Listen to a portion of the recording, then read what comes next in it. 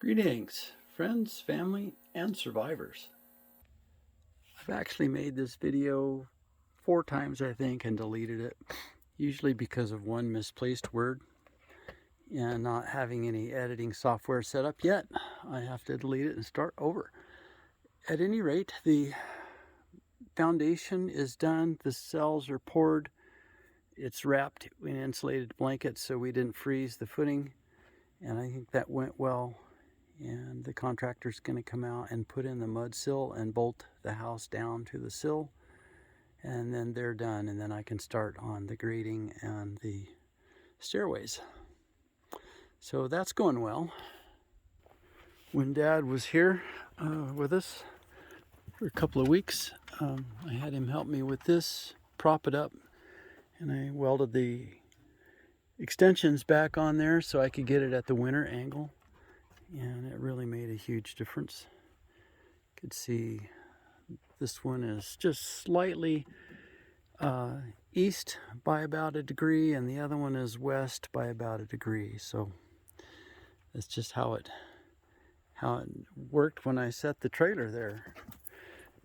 So this one is temporary. That one's probably going to be permanent, and eventually I'll make the rest of the arrays.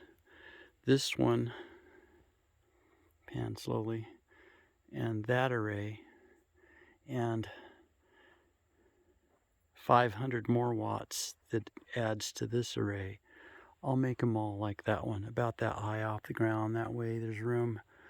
It'd have to be more than 3 feet deep in snow for it to be a problem, and it'll slide off easy that way. So far, I haven't had to use the generator. We had 2 inches of snow, brushed the panels off, and we were able to make power the rest of the day. We did have a 3 day rain event that was cloudy, and I really didn't need to start the generator, but I wanted to load test it and make sure it worked. So I went and put a full charge on the batteries with the generator just to make sure I didn't have any surprises. That went well. So this originally was going to be the generator room, and I decided just give it to Carol, and it's a great place to store a year's supply of hay, and that seemed like the right thing to do. So she works up all her feed in slow feed bags a week in advance, and she weighs it all out, every bag, morning and evening. And she needed a light out here because it's dark at 4:15, 4:20 now. I better test that. Yep, that's working good. So the last part of the update is in here. We've got the Outback. This is the one I got on Craigslist for $500. I got this with the E-panel and all the breakers. It came with a mate, FlexMax 60 charge controller, and a hybrid wind solar MPPT charge controller, which will work fine for one of the wind generators that I have. So what we did is, I don't have this one on search watts. I want it on all the time, and that's because we run the well with it, and there's also a heat tape in the well house. So I just want to make sure that it's powered up all the time for that. So I did most of this stuff I had, and that's why the conduit is different colors and whatever. I just used whatever I had. That box was actually in our other off-grid homestead. So I've got a service outlet and barn lights, and that one is well primary.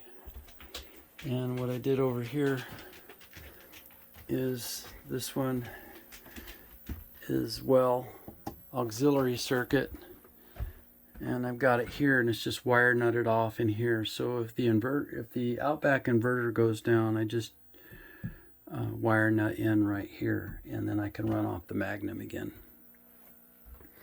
So I've got this labeled, and this is the house main right here. Goes up that conduit. We've got the internet moved over to the house now, so we've got really good signal out there. And so the next step in here for now is work out some more storage, plug in the chest freezer, fill it full of food, and try to empty the storage unit that we're renting every month. And then at some point I'll clean up the conduit and everything in here. I'm probably going to put it all in a raceway or a chase. Like to clean up the cables. I'm going to have to shorten those. That's just the length they were from the other homestead. So I could shorten that up and that would save quite a bit. And this run over here, I'd like to have all of the DC cables in a raceway or a chase. But this is the same length as it was when it was connected to the reliable inverter that was right here. I just went ahead and disconnected it and moved it right over there, and it seemed to reach the best just by hanging it right here on the battery box. I don't like the way it looks, but it's functional. In fact, I didn't even need that switch because this one's got a breaker, but it was there. And I don't really need that fuse because it's got a breaker, but it was there and it was long enough to hook it up and get it going. So now I can move on to some other projects and clean this up at another time. At this point, the temperature has been above freezing, and this reflects the battery bank temperature, 53. It kicks on at 38 degrees. And then goes off at 50 again, and that's the bandwidth.